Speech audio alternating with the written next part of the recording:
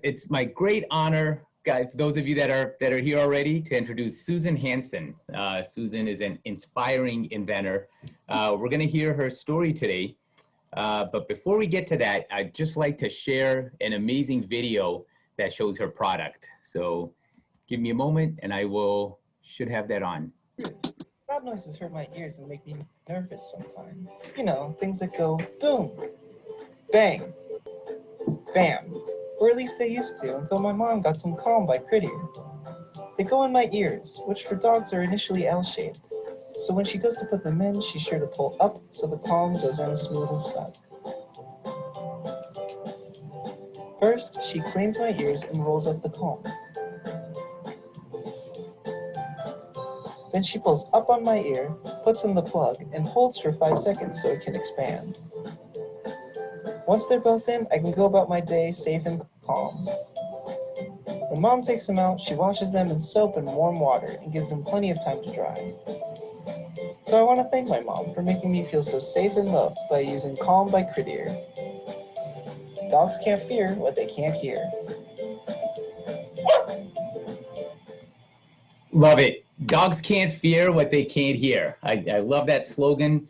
So you're hold the title for creating the first and only earplug for dogs. Susan has successfully patented her invention, and she's overseeing right now the R&D, growth, and even expansion of CrittEar into different fields. In a nutshell, CrittEar is a patented dog earplug, and it helps prevent the dogs from panicking and being in fear, just as that slogan says. So it's currently only made for dogs, but the patent is broad and covers all kinds of animals. Susan, you told me even including elephants. And dolphins. And dolphins, wow. So it's an absolute pleasure to have you here today. And I'd like to just start out and have you tell us a little bit about your background, because you didn't start out life inventing devices for dog ears, right? So tell us how you got your start.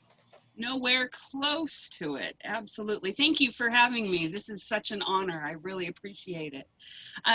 My background, I was a middle school teacher in Southern California.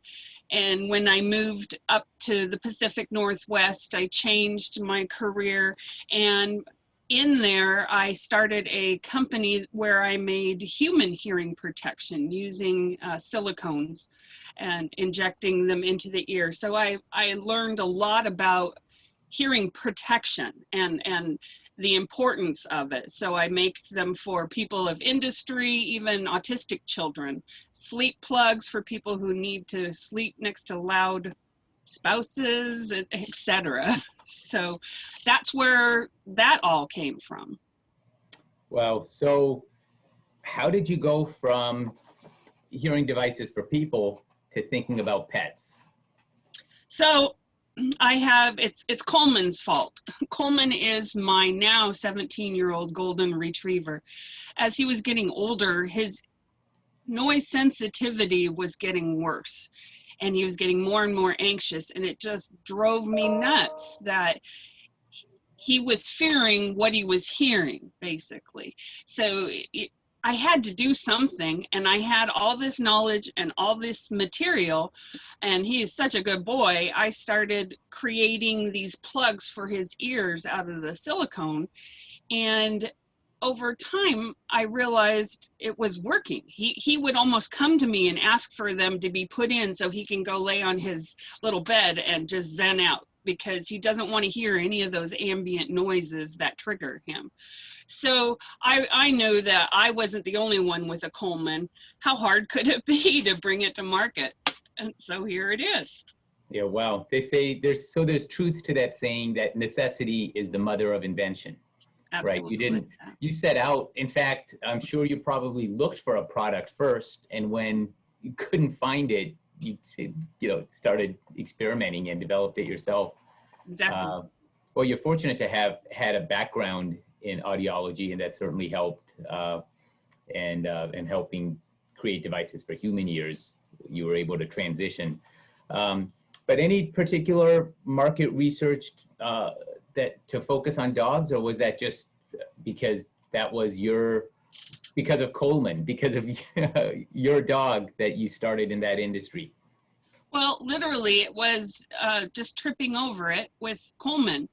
And as I got deeper and deeper into it, I found that there really was nothing out there. And the public was really uneducated about how sensitive canine hearing is and how easily it can be damaged. And we only get one set of ears, and once it's damaged, that's irreversible. So just think about how loud our world is, and we take our dogs with us everywhere because they're family, and they don't complain, so then we don't think about it. Well, I'm trying to change the public, educate them that yes, they do need protection. They need hearing protection. And in that, it has the calming effect because it closes off all those ambient noises, like I said, so they can stay focused at the here and now. They can hear you, they can be with you, but none of that triggers going on. Right. And I remember, I don't know if they still do it in school now, but those experiments where they would have a whistle that only dogs can hear. Yeah. And it's surprising because here you are. So that gives you at least a really high impact understanding of how much more sensitive their ears are than humans. Do you happen to know offhand how much more sensitive a dog's hearing is? Is it 10 times? Well, 5 times more, if we put it into human terms, 5 times more sensitive than humans. That's a lot. So if we're in the car with the windows down and radio blaring, think about how loud that is for Fifi behind you. So, or even, gosh, I used to practice in Manhattan, in New York City, and they have all kinds of restrictions on car horns at night, but nothing during the day. And you have all these people walking their dogs like just feet from vehicles, and you hear the car horn. So imagine that 5 times as loud. It's got to be tough. And that's why Coleman asks for the earplugs himself, right? He comes up and he wants them. Yes, because over time, he's learned that they're a positive thing. At first, of course, he was like, what the heck is mom doing?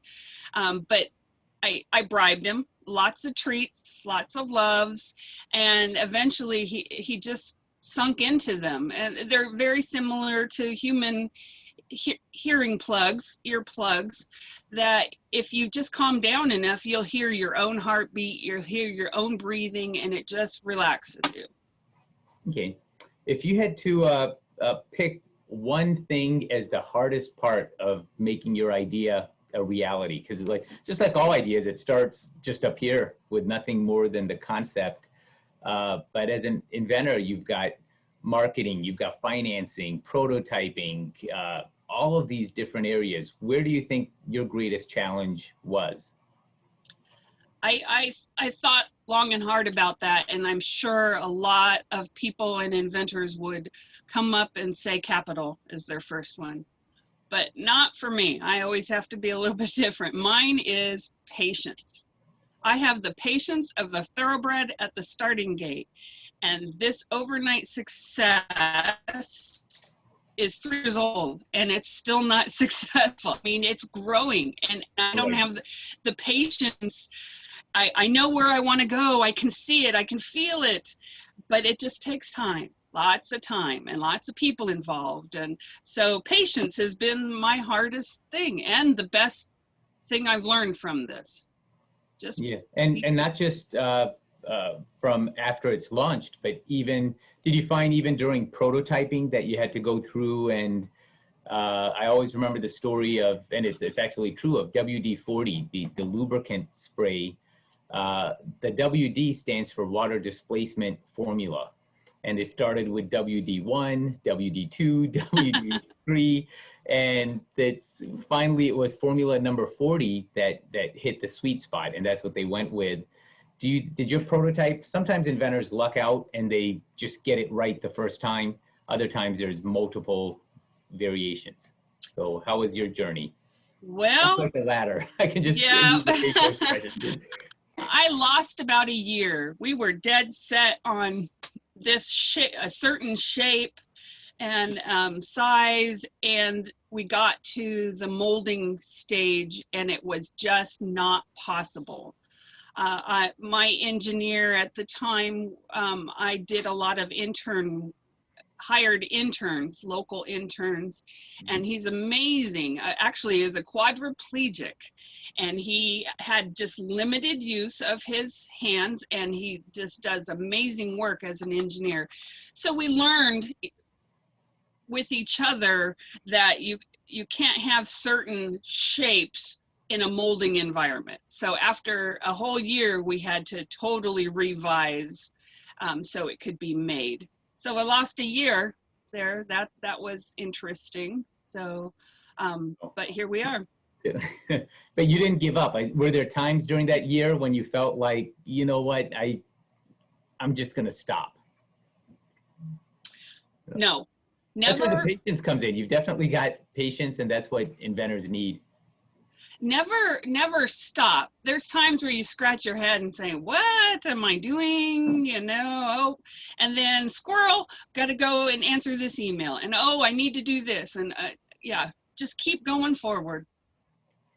And were there not so much you wanting to stop, but did you have naysayers along your journey that are, you know, sometimes they're well-meaning spouses or family, parents, siblings, kids, that, you know, say like, Mom, what are you doing? Or, you know, or honey, what are you doing? You got to stop working on this CrittEar product.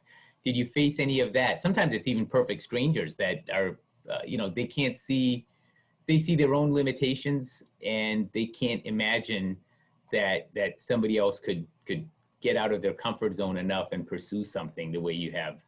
Tell us about any of those, or maybe all of the above, whatever applies. Definitely have the naysayers, and still do today. I think that's just part of life, and that actually helps me grow, because I try to see it from their side, so I can learn more about my product. One in particular, in the beginning, and I love my husband dearly, but he just thought this was a hobby, you know, that I was just doing another side of my hearing protection. And then a year into it, I'm still talking to him about it, and he's just, yeah. And then we were out to dinner one night, and his friend looked at him and said, hey, what are you going to do when your wife is going to outgrow you? And he never even considered that this is viable. This is a real deal. So now he looks at me a little bit differently, because now I'm an entrepreneur and an inventor and everything. So I have his admiration, which is really awesome, because I admire him as a businessman. He's an amazing businessman, but now we're a power couple. You've come onto your own with this product, and it's always exciting, you know, looking back on the journey. And have you kept some of do you still have the original prototypes, and you have them stored away somewhere? I'm a huge fan of Sarah Blakely, and she's the inventor of Spanx, and at her headquarters she has you know, the actual original pantyhose that she had cut, I believe, the toes off of the pantyhose, and she has that there because that's where it all started. Today she's the world's youngest female billionaire, and her product is and her company is everywhere. But it starts with that initial idea, that initial prototype. And in her case, she was selling fax machines door to door in the Florida heat. And that's what inspired, you know, that there's got to be something more comfortable than the current pantyhose that were out there. So that's another example of necessity being the mother of invention. She didn't go out and say, hey, let me stop selling fax machines and create a new billion-dollar company.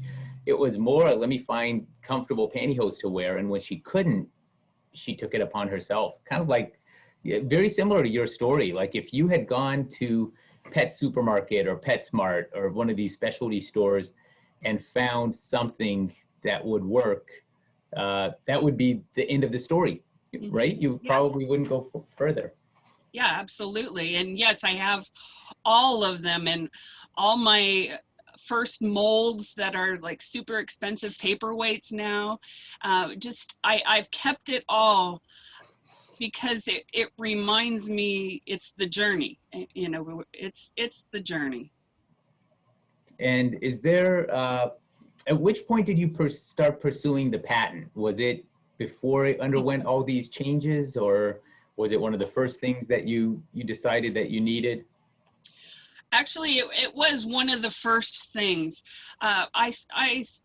When I went in and started researching patents, which takes a lot of time and a lot of reading, as you know, and page after page, I wasn't finding anything. It was getting it kind of exciting. It's like, wow, I've actually hit on something in this entire world that doesn't exist. That is just kind of cool, kind of cool. So I went and found a great local attorney who's now retired. And he just saw it right away as well. And all of the people along the way that I surround myself see it, and that helps drive me. And now I have a patent. Yeah, wow. And the interesting thing is, this is a beautiful part about patents that that a lot of my clients who are inventors, they're surprised that your product might be very specific, but your patent can be way, way broader. Your patent's good for 20 years. And an example in your case is that your current prototypes and your product are geared specifically to dogs. But I think it's the foresight of either yourself or your patent attorney working with you to realize that, you know what, dogs are not the only animals that have sensitive hearing that might be impacted, and that your idea should cover, because the heart of your idea is the same, whether it's for dogs or cats or goats or any, you know, dolphins even, or elephants. The heart of your idea, the basic premise doesn't change. And a good patent attorney can protect the overall idea without limiting your rights to just one specific field. And it's great that your patent does that, because now you own the entire market for this, regardless of what type of pet, or not even pet, it could be livestock, right? Yeah. You know, Yeah, horses, right. cows, anything that that would work. And you think about some of the impacts. I think maybe it would have an impact on like train stations or railroad tracks, if somebody has that near their home and their pet's constantly bothered. Airplanes, airports. Have you used it while traveling? Can your product be used on a plane? Well, that's part of the necessity as well. As we travel in Alaska in a private airplane, and we put on these big hearing protection, and the dogs are sitting next to me. I take off mine, I can't even stand it. And they travel all the time in that plane. That's damaging. Wow. So that was another reason why I did it, to help protect my in-laws' dogs from the airplane. And now that you've heard about it, you'll see that it kind of grows. Everyone will go, oh yeah, and then I can use it for fireworks and thunderstorms. And oh, what about a therapy dog going to a concert when we can have concerts again? And it just keeps growing and growing. I can't wait to help all of them. It's just so exciting. It's funny when you say, so that airplane in Alaska, so these were small like Cessna planes, or so they're extremely loud, and the dog's hearing is 5 times as sensitive as yours. So if you can't stand it without that super hearing protection, I can just imagine how it would be for a pet. And especially if, I mean, you see them even in, you know, like open type, like motorcycles. You'll see sometimes someone will have a carrier or something and their dog's back there, and the motorcycle is incredibly loud. The human has his helmet, which offers quite a bit of hearing protection, even if they don't have anything separate, but the dog has nothing. Yep. So I do a lot of motorcycle riders as well, hearing protection for them. So yeah, it just goes hand in hand, and it's just pretty interesting how it's not been thought of before, because we all know that dogs have better hearing. They just don't complain about it. So, and it's funny when you say, I'm glad that this was not a roadblock for you, but for a lot of inventors, they think of a new idea and their initial thoughts are, I cannot possibly be the first person that has thought of this. And then they give up. Sometimes they don't even take that next step of thinking, well, maybe I am the first. But did you have a moment where you almost did not pursue it because you're thinking, gosh, there's all these experts in the pet industry. There's veterinarians out there. Like, why did a vet not think of this?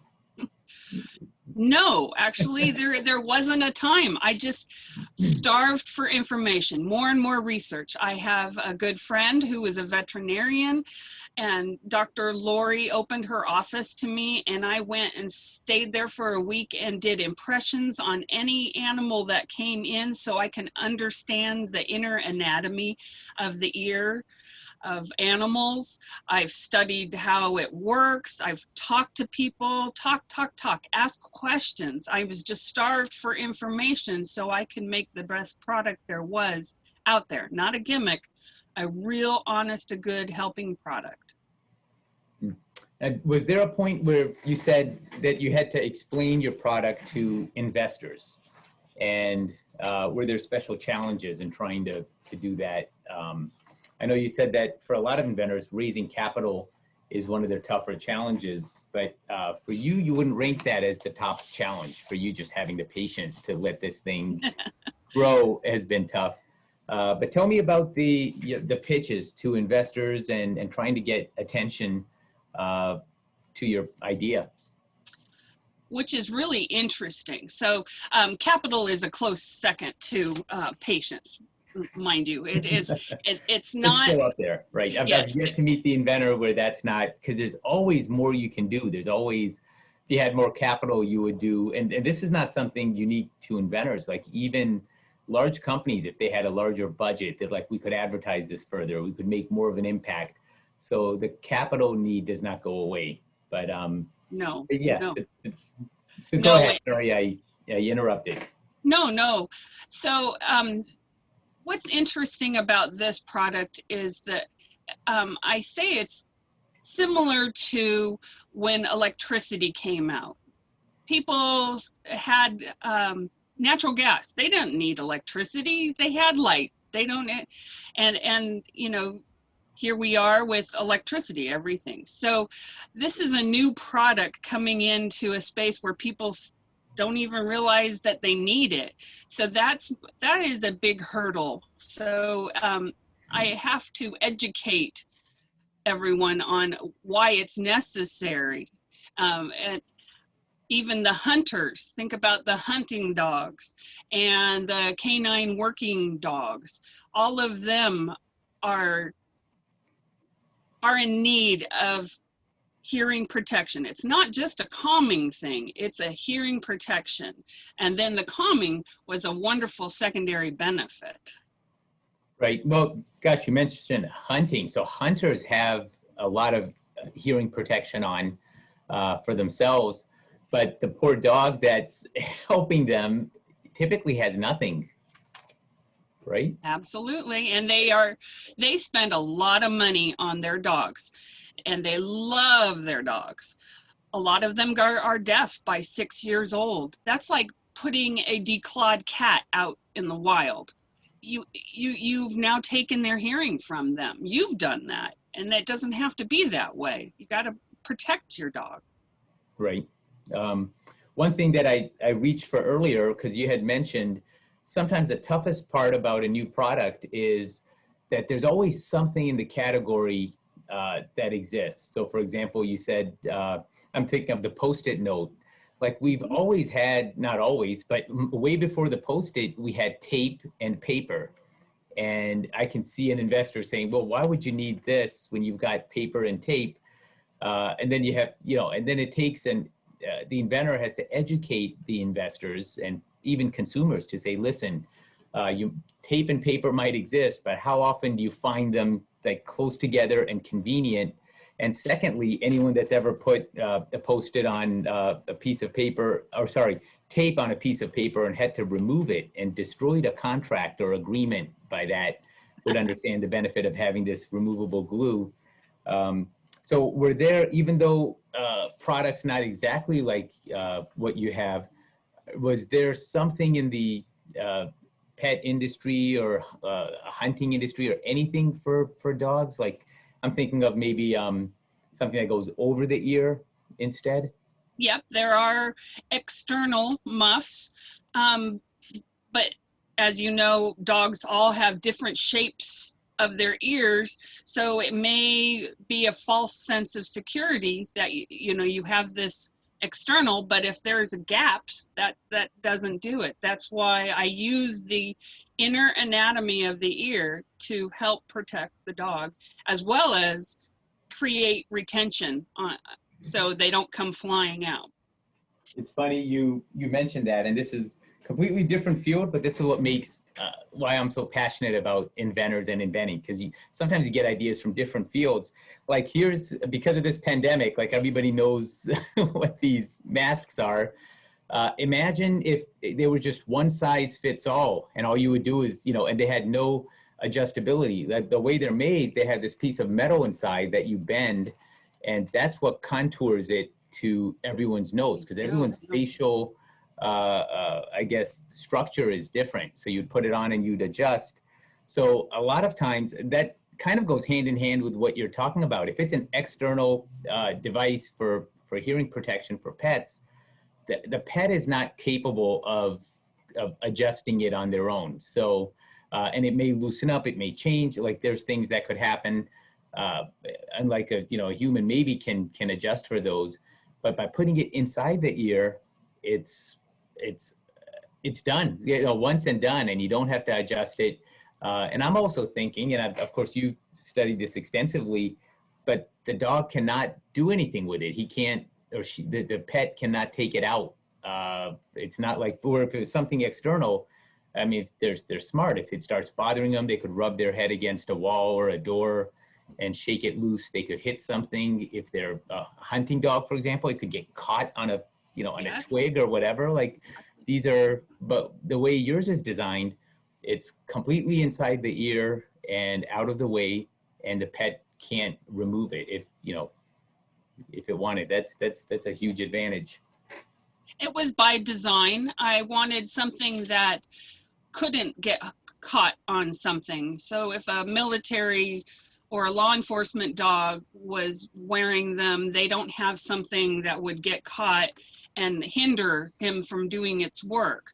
I am coming up with and bringing out a type of a lanyard to connect to them, because people are asking for these products. So, because when you take them out, they're such small parts. Where do you put them? So a lanyard, it keeps them together. I'm working on all sorts of different. I don't know what you call them, pinwheel products, I guess. Okay, yeah, like, well, the legal term is a derivative work in copyright law. So it's like derives from the original. And in copyright, it's used, if you write a book, the movie is a derivative work off of the book. So the same thing here, you get this basic product, and then you'll have accessories that you can sell, and maybe deluxe models and models that have other features. We're almost out of time, and I promise these days they're kind of zoomed out because there's so many Zoom meetings. So try to stick to the time we have. But I want to ask you two quick questions, and then I have an announcement for our inventor next week and what we're going to cover then.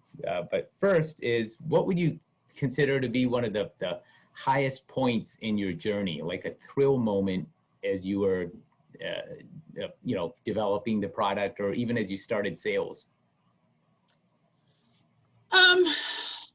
When I got my first positive review back, somebody, it was a therapy dog, and she said that she was in tears when she found these and it helped her dog be more comfortable in the world with her, that she was so thankful that I have come up with that. That's humbling. That's what it's about.